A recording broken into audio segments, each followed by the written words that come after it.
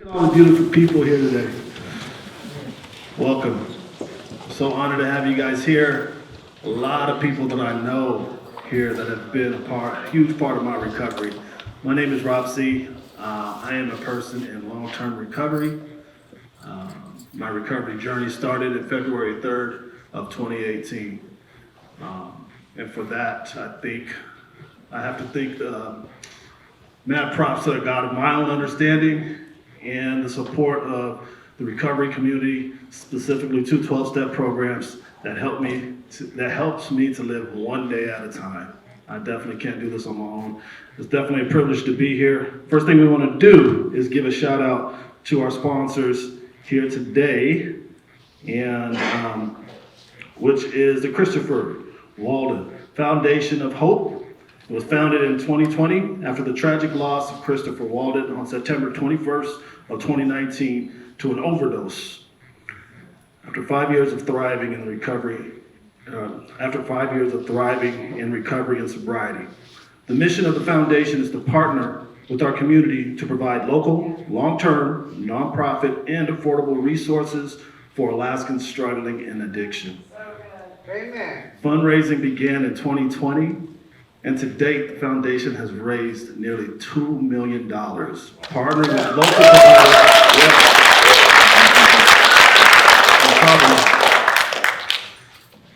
$2 million partnered with local providers to open 2 facilities, one in Palmer and one in Fairbanks.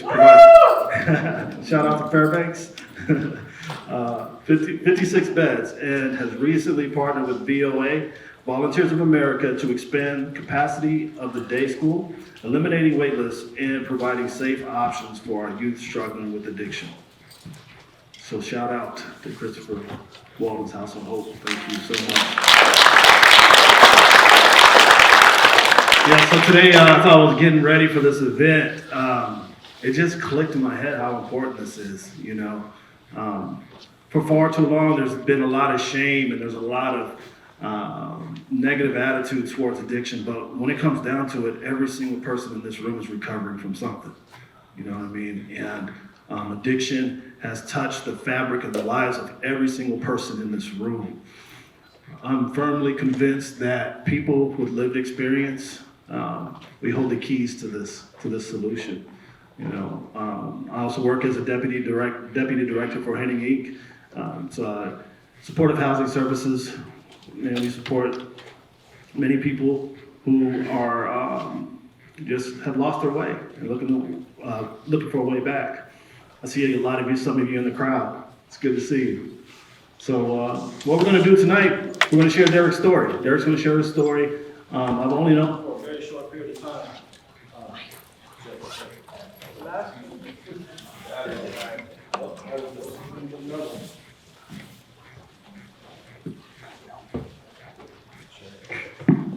There we go. Not that I really need it. I'm pretty loud as a kid. But yeah, when I first met Derrick, we've just clicked. You know, he's like a brother to me in a very short period of time. I'm very active about my recovery. I'm very out loud about my recovery. Derrick's the same, and any resource that I have, I am pouring into this young man because I absolutely believe in what he has to offer. The experience, strength, and hope that this young man has needs to be heard. So after you hear his story tonight, I would ask you to support him in any way possible. If you see an event happening with Derrick Moore's name on it, man, please support, all right? So without further ado, I'm gonna bring my man, D. Moore. Come on.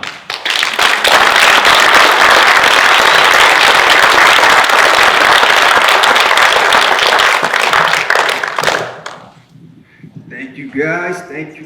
Man, thank you, Rob, man, for doing this for me, man. Yeah, so we're gonna keep it really light. I mean, this is just gonna be a conversation. I mean, we're gonna be love, we're gonna be light. I mean, we should have conversations like this in our household. So you guys get ready. Just wanna introduce Derrick and tell me what it was like. Well, man, to properly tell my story, I have to start in growing up in East Anchorage.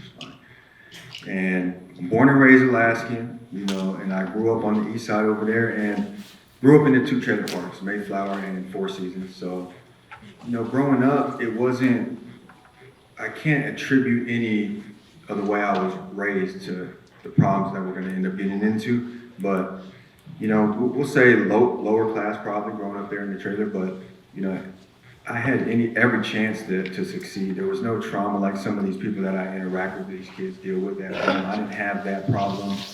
Don't know my father at all. Still didn't consider it to be that big of a hindrance for me. So, entering into junior high, I really believed that I had every chance to succeed. And it looked like that too as well. I was very good. I was getting better at sports. I was growing a little taller. In junior high, I had the 4.0, man, and I'm entering high school with that. I'm a great athlete, 4.0. You're looking at it, you're like, man, this guy, he got talent, he got ability.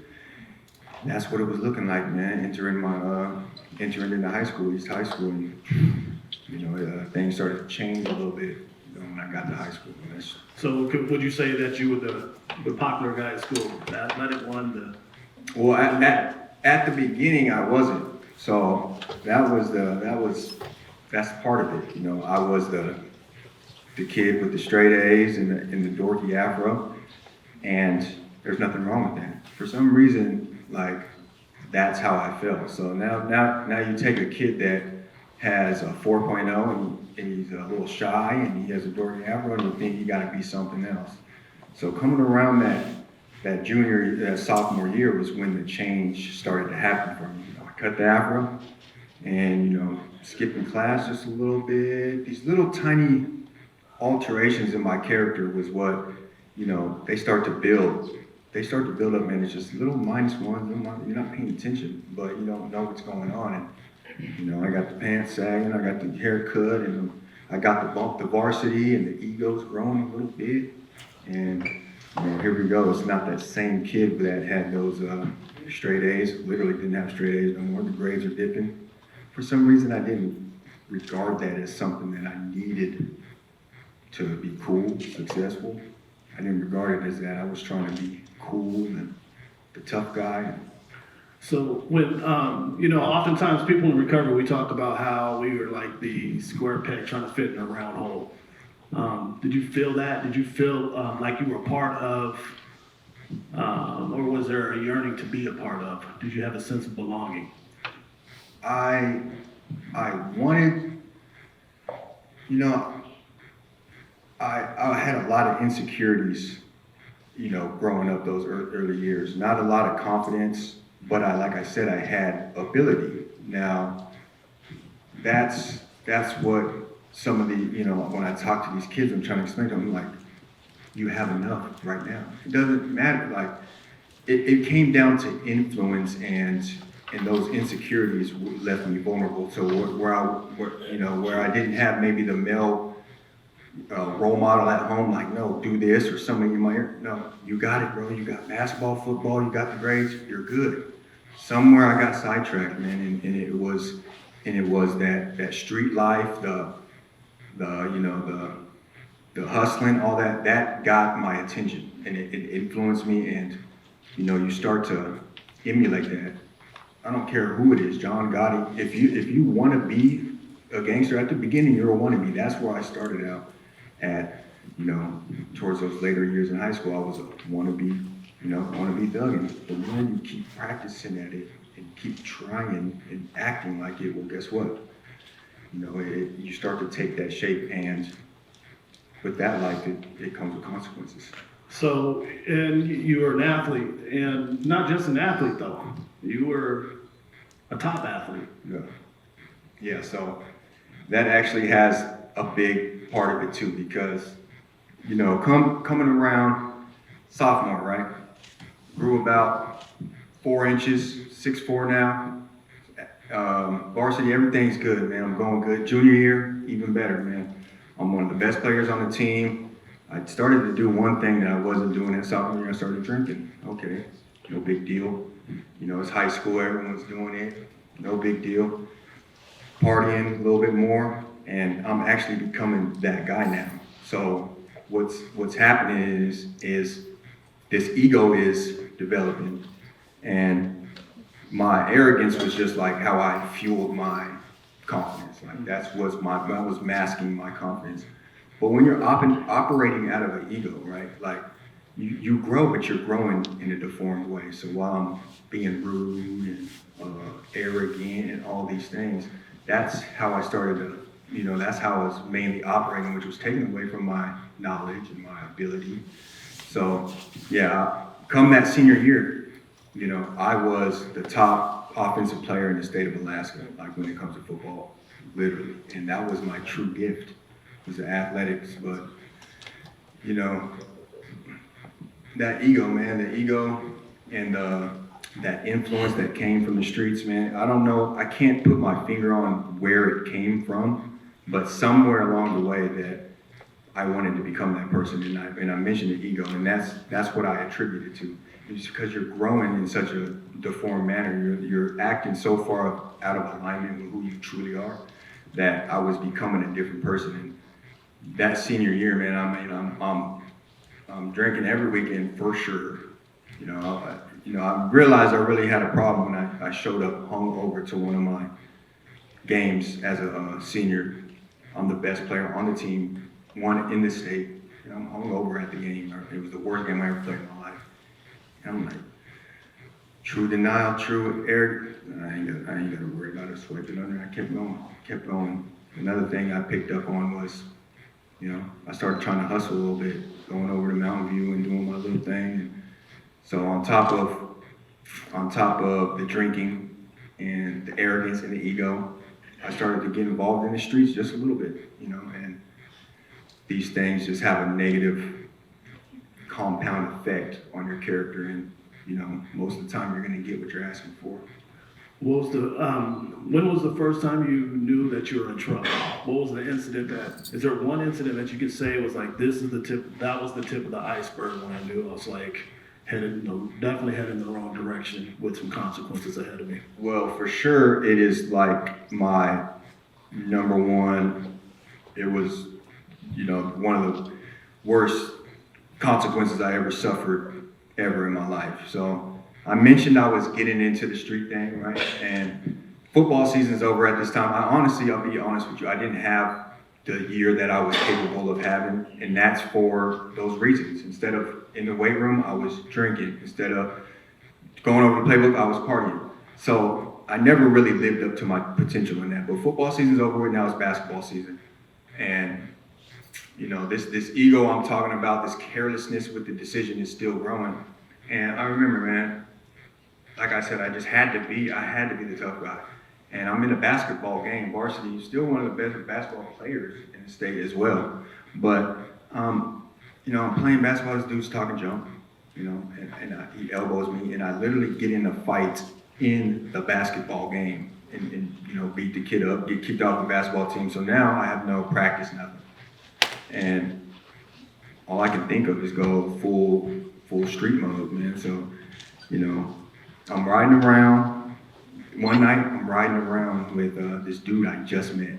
And it's funny that he said, this is what he says to me. He said, hey, bro, I heard you run this school. I want to kick it with you. I said, that's cool. That's my ego. Like, yeah, I do run this school, man. This is my school. I'm the guy here. You know what I'm saying? And we were riding around.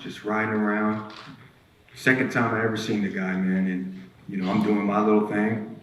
And out of nowhere, man, he says, let me see the gun, man. Remember, I'm rolling around with a gun every day for what reason? I'm about to go play college football, but I have to be this, I just have to be this gangster. I'm just convinced that that's the way my life. But anyway, so I pass it to him or whatever, and he gets out and he goes out and he runs up to the first dude he sees and he robs him, and he comes back to the car and he has $6.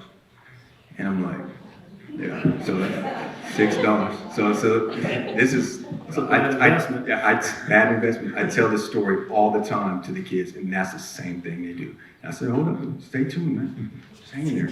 But I have to tell them this story because it's like, yeah, bro, yes. You were talking about college athlete, whatever, good, all that. Guess what? Riding around with the wrong people, wrong time, wrong mindset, $6 gone. So back to the story. I didn't even think it was a crime. This is how naive I am. Like, I didn't even think we did anything wrong. I haven't been in trouble before, but like I said, I was that wannabe guy, right? So we're riding around still like it's no big deal. I'm like, think it's funny type thing. And then, boom, all the cops come arrest us. I'm thinking I could just talk my way out. Oh, it wasn't me. Like, nah, bro, this is real life. This is real life. I got to jail. I'm like, Mom, come get me. Like, please. Yeah, and that's what I wanted to ask you. So at this time, here's Derrick Moore coming from being a straight A student, honor kid, best athlete. What's going on at home? What's your family going through right now? So my mom told me after that day, like she couldn't sleep for 2 weeks. Like she was up restless, right? But before that, like I mentioned, I don't know my father at all. So, and I'm the oldest, so I was really like the man of the house at an early age. So I didn't really see any, get any consequences from any male figure because I was just the oldest in the house. But, I'm sure my mom was hurt and it was devastated by it. She's in the crowd here today too. And just to see her son go from that much potential and suffer some consequence like that so drastically, and keep in mind it's all over the news. He's a basketball star, Derrick Moore, $6 bandit. So that was $6 bandit. So yeah, that was it. So we gotta. I'm telling you, man, I have to tell the kids that they have to like, yeah, bro, $6 is what it cost me, and they do the same thing, man. Okay. So you got your first charge at this point. Then what happens? Okay. This is where it turns for the worse, of course. I end up getting about a year on the ankle monitor, right? Difference with these ankle monitors is they didn't have the alcohol sensor at the time. So we know about those sensors, don't we? The alcohol sensor. So I sit here and I'm like, I drink a little bit one time. I'm happy. I'm like, okay. And that's what I started doing. I already had that little issue that I was talking about in high school, but now I'm grown. I'm not grown, but still legal drinking. But I go from drinking once to 2 times a week.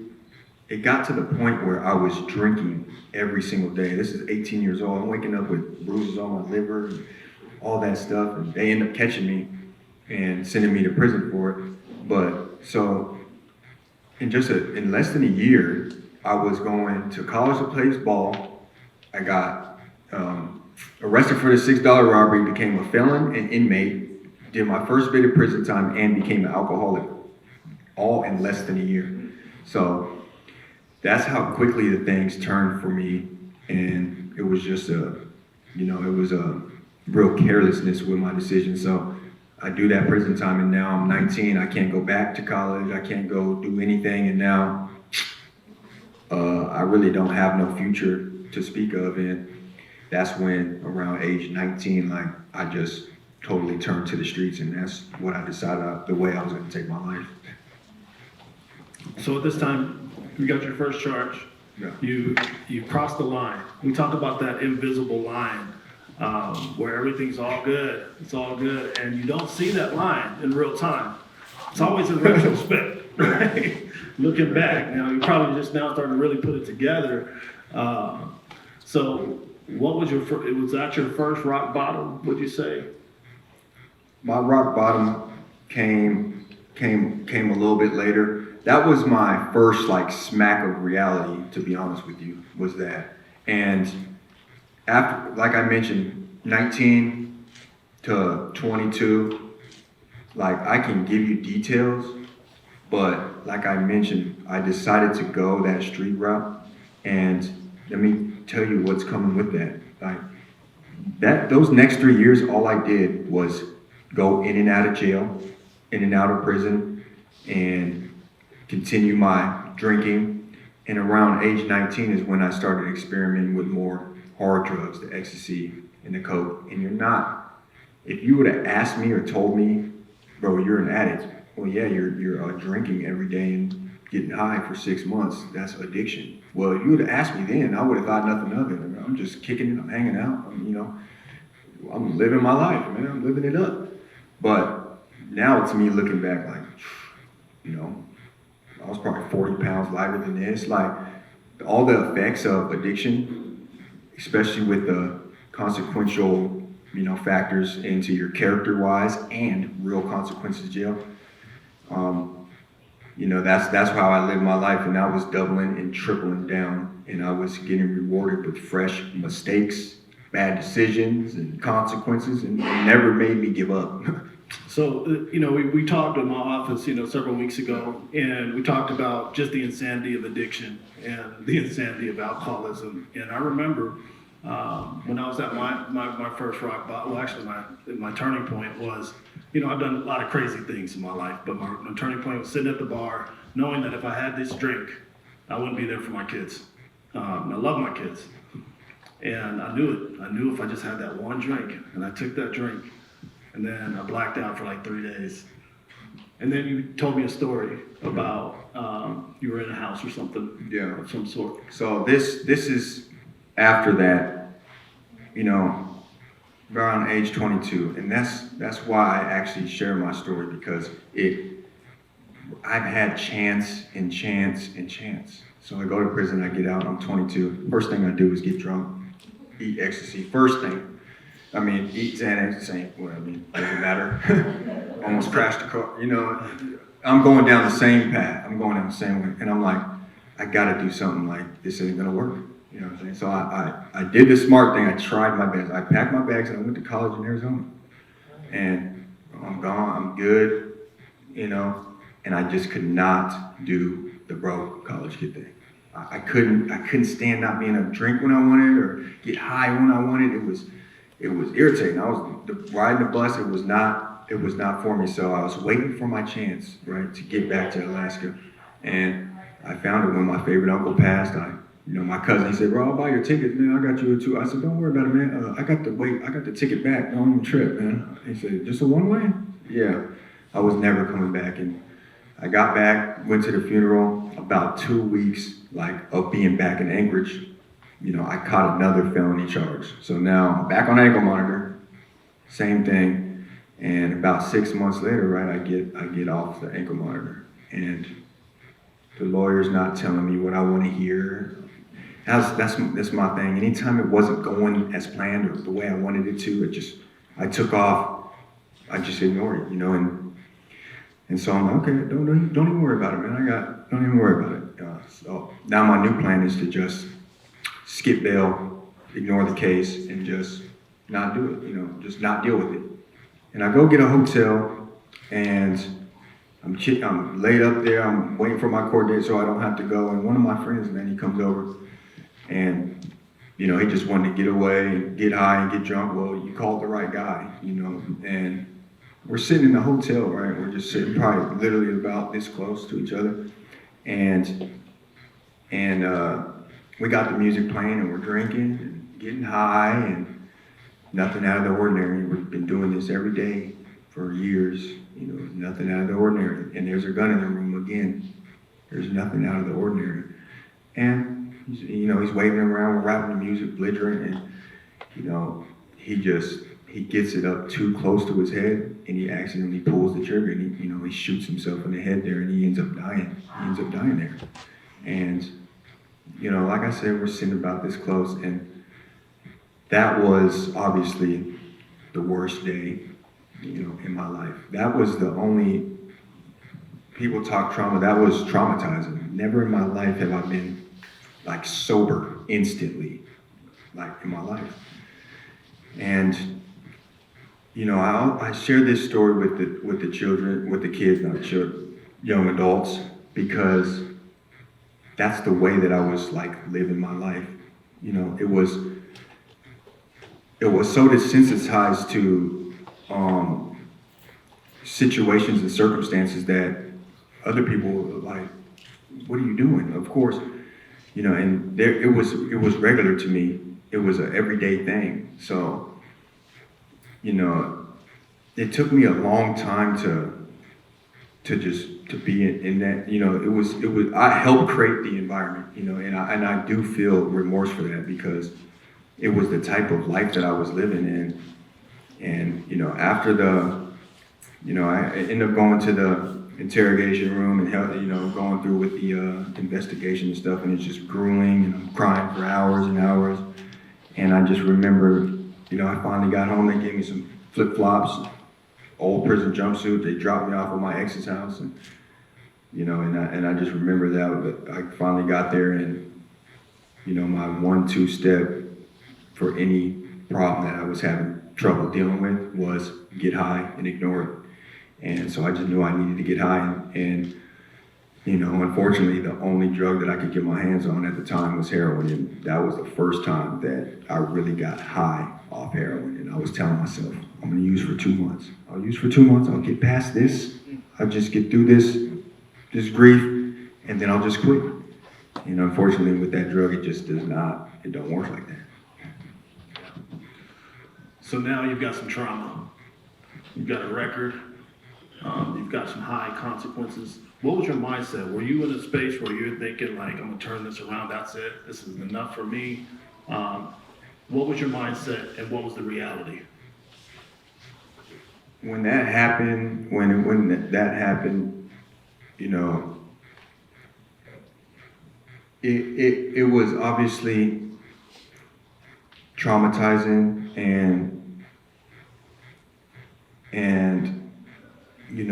it took a long time for me to get to a point where I could even, believe that I deserve to be happy. And it really it really made me, one thing about the heroin is it's a really effective emotional suppressor. Like, so that I was never able to deal with that or even process that. And I'm not saying that's an excuse, but it's just the way it was. When I found out that, I was like, wow, man, I ain't thinking about nothing. It numbed you to it numbed me to everything. Like that, the failures, the blown opportunity, the self-esteem lowering, all these aspects of like the human experience that I'm in losing battle, drastically, and it helped me.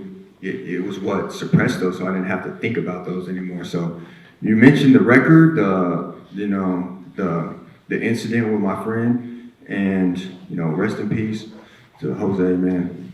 It's still hard to talk about because like I can sit here and I'm talking about my story, and it's like, it's like I've been through all this, but what I try to convey is that yes, I was living like that. Some of these teenagers are living like that, bro. It ended up costing life like this time. I'm not saying it's my fault or any of that, but the way that I was living, somebody lost their life, in it. So, but and then at this time you are, you say you're going to do this for 2 months. Yeah. What was the reality? What really happened? Well, the 2 months part is the ego talking to you, saying that, oh, bro, you're better than that. You're better than that. I seen the intervention. I'm not that guy. Well, guess what? That was the ego talking, and like I said, it doesn't work like that. So I ended up using heroin every day for the next 2 years, 2.5 years. I was also on the run. So we're same thing with the at that younger age. And then, I wasn't going to jail because I was on the run, but I ended up picking up the meth habit as well. The intravenous, I ended up started shooting up as well. And it's still the same mundane type of, life that your life as an addict revolves around. Stealing, committing crimes, getting high. And it ended up, I can give you details, but it's really, it might bore you to death because it's the same thing every day. But, it finally, I'll tell you the story of my number one rock bottom moment, like during that first. That was my next question. Let's get to that one because that's a strong. So, keep in mind I'm about 23, right? I'm about 23 at the time. And everything's it's getting worse and worse and worse like it does for most people. that's addicted to meth and heroin. And at this time, I'm staying with my brother, right? And I'm sleeping in the garage, 23 years old, $0 in my pocket. Sleeping on the garage floor on just a foam mattress. And, at this time, I'm really struggling with my addiction. I can't even barely maintain. I'm withdrawing 2 to 3 times out the week. It's bad. No money, no nothing. And I'm sleeping on the floor on a foam mat. And like I said, I'm in the garage, and somehow I left the door cracked just a little bit. And there was this big rainstorm that night. And, I left the door cracked just a little bit, and the rain somehow seeped into the garage and just soaked into the foam mat like a wet sponge. I woke up soaking wet, freezing cold, dope sick, and I never cried so fast. Never cried so fast in my life. Woke up, instant tears, and I cried for 45 minutes. And I'm just thinking bro, I was just about to go ball and come in and chill thinking about it now. I'm bro, I was just about to go play college ball, and now I'm literally a heroin addict, dope sick, in my brother's garage. Bro, what happened? Soaking wet, literally. And I'm man, what happened? I can't believe this happened to me. So I actually walked up to the Anchorage jail the next day and turned myself, and I mentioned I had a warrant. I just could not take it anymore. And that goes against all criminal insight, just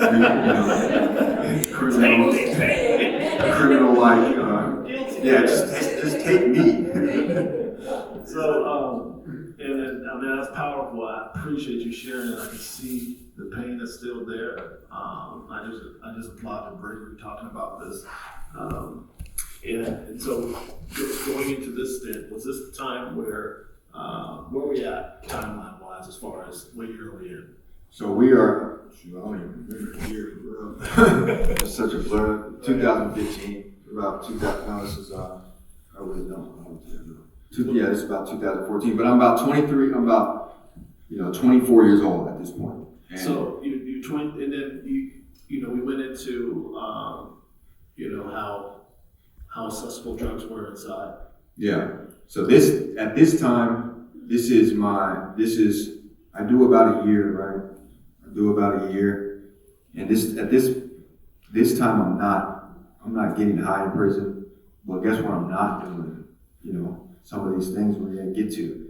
Guess what I'm not doing? I'm not reading or working out or trying to improve myself, which is the perfect place to do that in prison. You're never gonna have another time where you just sit down and bring the food to you. You got all unlimited amount of time to just work on yourself. But I wasn't looking at it like that. I was waiting for my time to, guess what?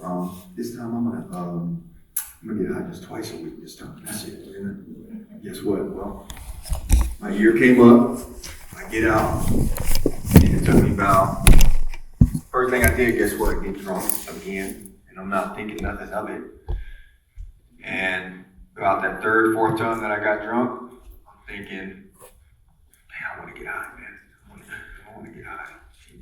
Got high, used heroin every day for the next two years again. So while you're inside? No, this is outside. So I did my year, got out, relapsed in a year.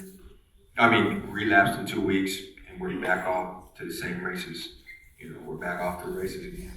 And so you mentioned, so now we're past the foam mattress. You went back in, now you're back out. Yeah. What's the next thing that got you? So this is where.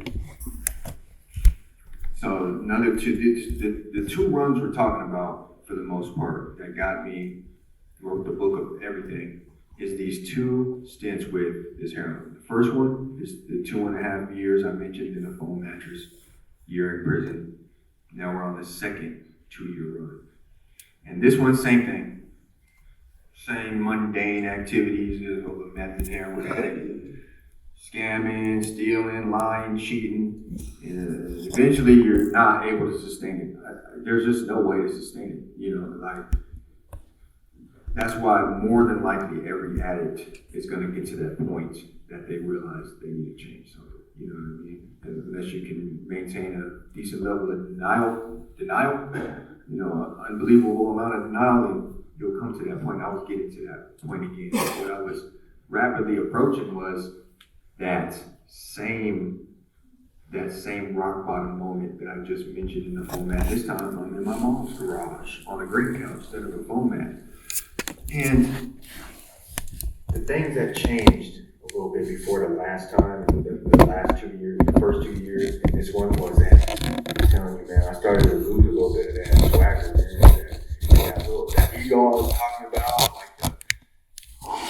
that started to man, it was slipping away, man. You know, I was really realizing like this thing's tougher than I thought. Like it really got me in. And I'm just thinking I have to do something. You know, I gotta do something, right? I ain't trying to go back to that rock bottom moment, rock bottom spot again. And I'm thinking like, what can I do? Well, okay, I gotta do 2 things. I gotta get clean and I gotta get some money. That's it. Like that's the 1-2 step. My life will be fixed if I can get clean and get some money, if I can pull it off, okay? What's the fastest way to get clean? I need the shortcut. I don't got it all. I don't got it in me like that. I need the cheat code. I need the fastest way to do it. And you know, I went to a 7-day detox, man, and I was very surprised. It really helped me get through the withdrawals, and I got the Vivitrol shot, which is an opioid blocker. I was like, well, got it. I did it. I said, wow, man, I pulled it off. Man, damn, should have ended that, but so now I can't get high off heroin, so now I'm clean, right?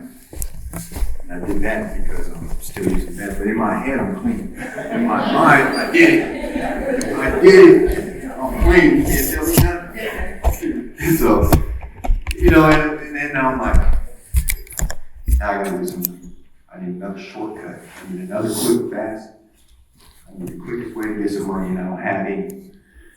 So, 2 days after I got out of that 7-day detox, you know, I robbed the bank. So walk us through that. Walk us through the bank. So I'll tell you, let me get this off real quick. So I gotta tell you why it's so, I don't tell that story often. Because I don't want to sit here and be like, I robbed the bank. Like that's not what I want people to grab the attention for. You know, it's just, but I can't run from it. I can't hide from it.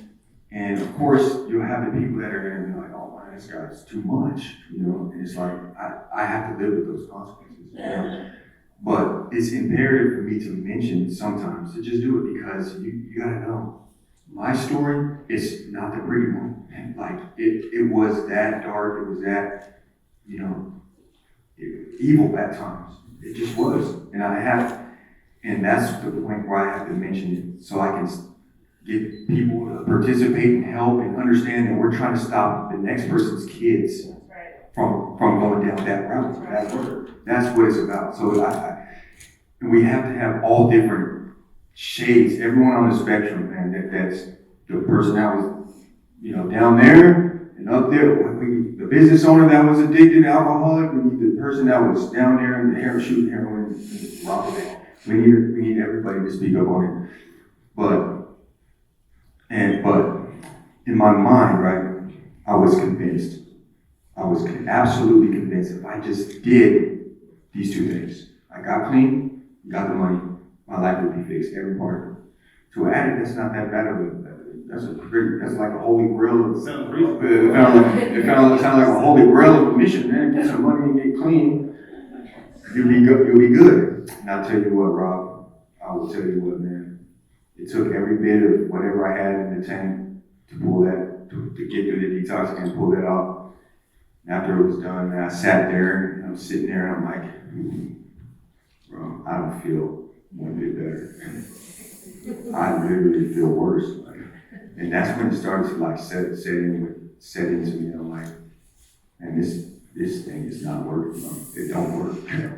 It don't work like this. Nothing that this life that I chose to live is not gonna work.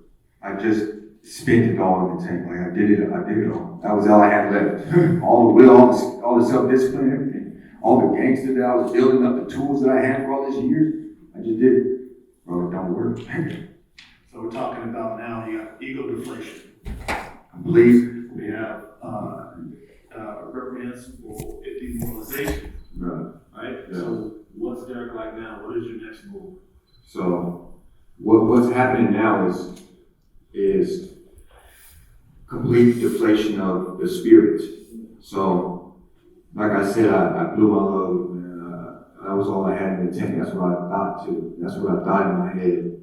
And I'm sitting there, every single dollar that I spent, every single day that went, my spirit, my swagger, my will, my faith, my hope just dropped another notch until I literally felt like a hollow shell of myself. And that's when I just made the decision that I'll just commit suicide. I'm just in this. I can't do it no more. I gave everything. That's all I could do. So I'm just at this point, all I want is just that little bit of courage to be able to just pull the trigger, because I know, I won't have to deal with it no more. And this is the difference between that rock bottom and the one I mentioned, is that I knew that this would work. I knew that I would finally be done with this, at the end of the day. And this is where my faith is born and based, is that I don't know what it was, dude. I don't know what it was, but it held me in there for that one night. Okay, I'll do it tonight. I'll just do it in the morning, get to the morning, I'll do it tonight. And I kept doing that. I don't know what it was that hung me in there. It wasn't nothing that I was doing, digging up. It wasn't no drive or no motivation. But I hung in there just long enough, and then my break came. My break came in the form of a federal arrest for the bank robbery. I ended up getting arrested for it, and that's, was the break that I needed. And, So what was different this time? So now you got a new charge, you were sentenced, and a little different mindset. So, I'm gonna be honest, one of my favorite stories to tell is when I got there that first day, and I get there, and I didn't call nobody. What do I got to say? You know what I'm saying? I didn't call nobody. My brother came up there, he left work. He just comes up there and he looks at me, and he said, "Did you do it?" And I just broke down crying. Bawling tears, crying. And he said, I'll never forget, he said, "Bro, don't even worry about it, don't trip." He said, "Bro, don't trip. We still got plans." And I was like, man, it took something, the edge off of it, like the depression. I was like, this doesn't have to be the end of me. I can still have plans. Plans are something in the future. And when he said that, I got back down in my cell and I started thinking, this could be my second chance. It don't have to be the end of it. Now, that's what I was thinking. Now, how I was acting was I went straight to the homie's house, cell, and I got high with him. And I continued to get high throughout prison the entire time. I was in a closet, getting high on the low, whatever I could get my hands on in there. So I was thinking this was my second chance, but I became an addict in prison as well. So the thing that changed this time was that little voice in my head that's like, you better figure something out. You better figure it out. You get out the street, you get on the streets like this, you're toast, bro. And so what was the turning point? So while you were in. So, I got another lucky break. So I'm getting high, same thing, but every day I'm telling myself, bro, you gotta figure this out. And then what ended up happening was, COVID-19 happened. So just like everywhere else, it's lockdown, shutdown, while in prison. That means you ain't got nothing coming. So, I'm sitting here and I'm in prison, right? And I'm sitting here and I'm starting to withdraw. And, I'm sitting here just staring at the floor. And I'm withdrawing in prison. I'm thinking, hold up, bro. Hold up. Let me get this right. you are in prison for a crime you committed because you're a drug addict. Now you're a drug addict in prison. And I'm going through my mind with these harsh criticisms. Bro, you got nowhere to hide no more. You have no one to blame. You got no bad luck. It's you. You're the problem. And I'm giving myself these harsh criticisms, staring at the floor of my celly. He said, he snapped at me. He said, bro, you okay? I said, yeah, I'm good. And, what's interesting is I had already been reading books, so I had to take a little bit of steps. And when I cleared those withdrawals, I kid you not, man, I kept reading, started working out. Every one of those books, they taught me something. I can tell you the last time I read a book, since high school. I'm reading a self-help book. What's a self-help book? I've never even heard of one before. And I'm sitting here reading them. I'm highlighting stuff. That makes sense. That's called learning, dude. I'm learning now. Guess what? What's the learning? You learn from books, but so every one of these books they taught me something, man. And before you know it, I'm getting these. This is the difference, man. I'm getting these plus ones now. I don't know what's happening. I got wrote the book about it, but in the time, at time, I'm like a kid in a candy store. Oh man, that makes sense. Be positive. Be nice to somebody. Be nice. That felt good. What's this? And it's not, but I'm getting these plus ones,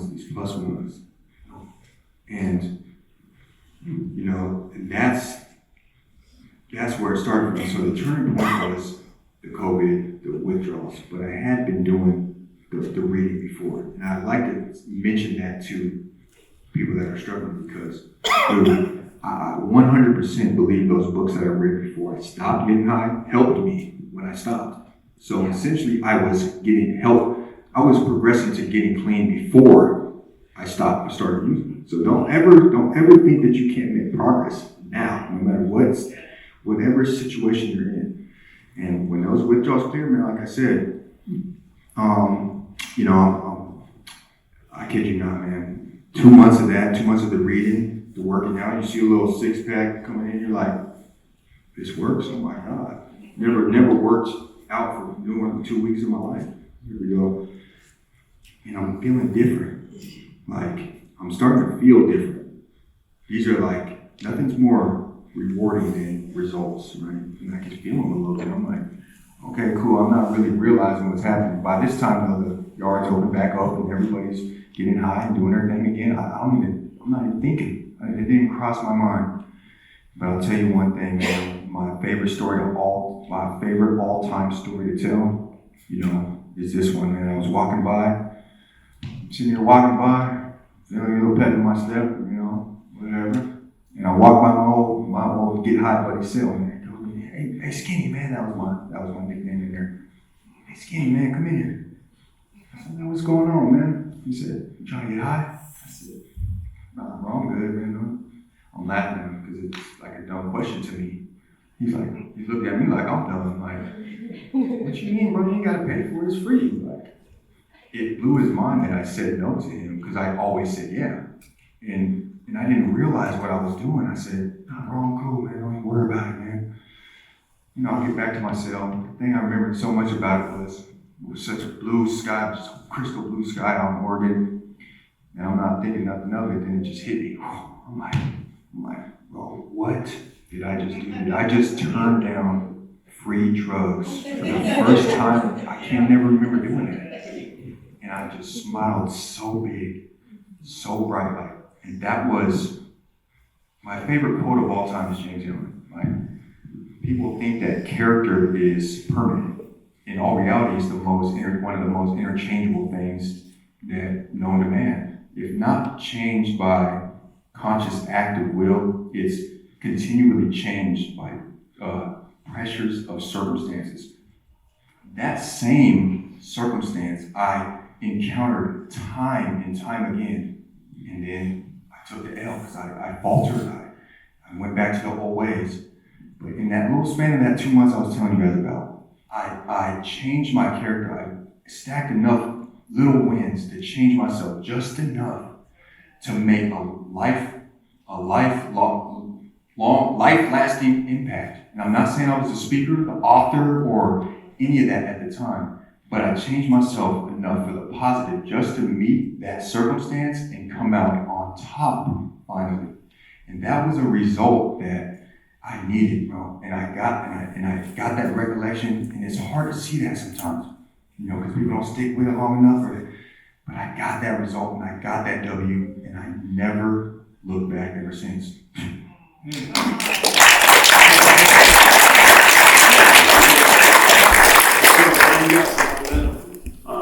Now, where you're looking at, you got plans on your release. Now, when is the book coming to play? So, to be honest with you, what ended up happening was just I continued that progress. I'm telling you, man, the CEOs in there, the other inmates, they're telling me, bro, what's up with you, man? You got a new energy about you. Like, seriously, I'm getting compliments. And I just continued with that. And another interesting story is one day they came up at me and told me that, hey bro, guess what? You're going home. I didn't put no appeal in, I didn't do nothing. I said, what? How am I going home? I'm like, it was like a blessing, and I'm about ready to go home. I went from 6 months to 26 days, and I'm like, God is real. Law of attraction, manifestation. I can't believe this positive energy stuff's so real. 3 days later, they came to me and they told me, oh, we made a mistake. So I'm sitting here, I'm like, all right, I got something for that. It's all BS. This positive stuff don't work. I'm still bad luck. I'm ready. The thing I'm thinking about, I'm like, I'm gonna get high as soon as I get out of this quarantine. So there's a perfect opportunity for me. This is it. It didn't go your way. Bad luck. You got your excuse. And I had to do it in mine. I already knew they would give it to me for free. And I was waiting to get out the cell. And this dude, and I'm in the cell with a friend named Church. I never knew what his name stood for. I never knew what it stood for. And then I get back there, I'm mad and all that. And he's like, hey bro, this is why they call me Church, right? And he opened the Bible. I'm like, I don't give a damn about that, bro. I'm mad over here. And he says, check this one out. Jeremiah 29:11. For the plans that I have for you are for good and not for evil, to give you a future and a hope. And that just hit me so deep, and I was just like, I said, dude, you're doing the right thing, man. Just hang in there, man. Just hang in there. You're doing the right thing. And that was another moment for me when I was just trying to convince myself, go get high, go fight somebody, go argue, go complain. And something was holding me back. You're doing the right thing. Now, it used to be the opposite. Trying to do the right thing. Nah, it's F this. I'm going to do that. I'm going to get high, steal, rock, whatever. So it changed me like that. And I remember like just I finally got out the cell, and that guy that I had in mind, I was like, I know he'll give it to me for free. I walked by him and said, hey bro, you're supposed to come holler at me, man. I'm gonna hook you up, man. I said, yeah, you caught me about 12 hours too late, man. I'm good now. But it was, I would be released about 6 months later. They actually did that same thing to me again, where they're like, you get out in 30 days. Well, you actually get out in 60. I said, whatever, man. I already took one lump on that already. But so I get out, man. I finally get released, and I'm just trying to figure out, how I can make my impact. And I don't know how to start, where to start. I'm kind of good. What year is this? This is 2021. That's when I got released from federal prison. And I remember like it was yesterday. Not like it was yesterday, I keep saying it, but I remember the first thing I posted on Facebook. I said, Anchorage, I'm better. I ain't gonna say too much, but I'm gonna make you proud. Something along the lines of that. And I didn't know what I was gonna do. I had started the Hardaway Learning in my mind and had That's perfect. Talk about the Hardaway Learning. Kind of just even the concept, the name, the forum that you're on as big name like 15. name, my street prison rap name was Skinny Hardaway. That was that was my nickname, right? But as I grew older, for some reason, like when I was coming up with my brainstorming in prison, Hardaway Learning, that was the first name that I thought of. I was like, man, that's pretty catchy, man. That's a good one. And I realized that I really embodied the second, part of the name more, because everything that I learned, I had to learn the hard way. And that's what I'm trying to get to these kids, and I talk to them and explain. Sometimes they don't even want to hear it. And in my mind, I'm like, bro, you're gonna learn. It doesn't, and it's not harsh, or it's not like, I hope they learn on their own, but that's not how it went for me. I had to literally learn the hard way, banging my head against the brick wall. And that's, if I can give you one regret, I don't really live my life in regrets because I'm here now. It's all good, but it was the time, man. It was the time. Those same lessons I could have learned at 18, I didn't learn at 22, I didn't learn at 25. I finally learned at 30, 31. And, here I am now. That's the social media and the alias. And it's because everything I had to learn the hard way. Okay. So now what is it like? I mean, you're out, you got this idea, you've got something to offer, you tell an Anchorage on notice. What's going on? What's going through Derrick Moore's head now? What action do you take to be that person that you're claiming that you're going to be? So where I'm at now is I want to, one of my things, I was like, I want to be a big name in addiction recovery. That's just what I want. It gives me my own lane. And I want people to understand, that you're going to get your swag back. It don't matter what you look like or what you've been or what you want to do. There was times when I had no vision, no hope, no trust, nothing to work with.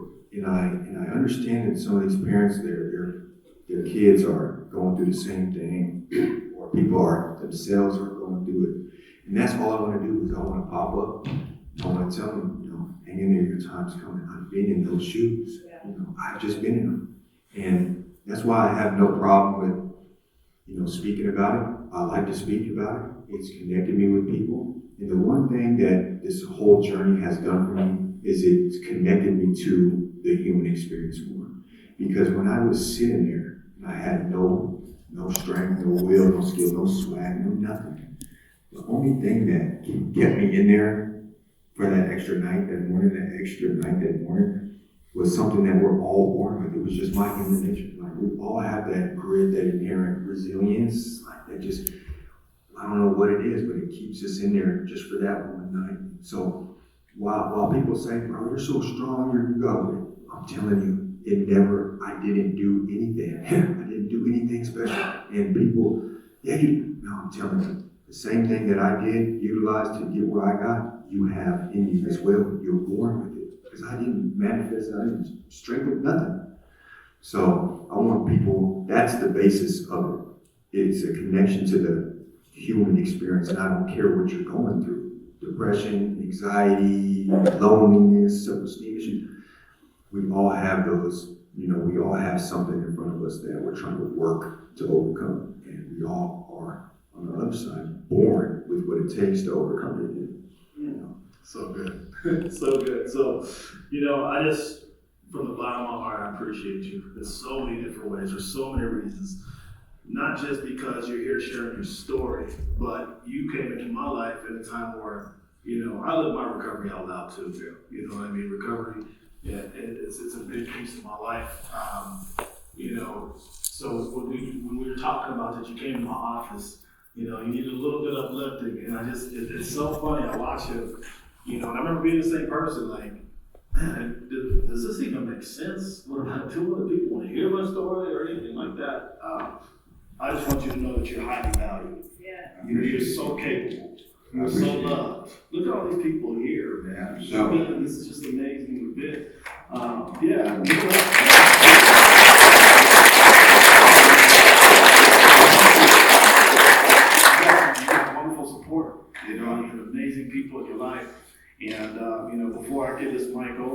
I just want you guys to understand, like, we are just everyday people. You know what I mean? This is not like, we don't have no degree, no special initials behind our name. We're just people with lived experience, strength, and hope to share to the masses. So from the bottom of my heart, I love you, brother. I appreciate it, man.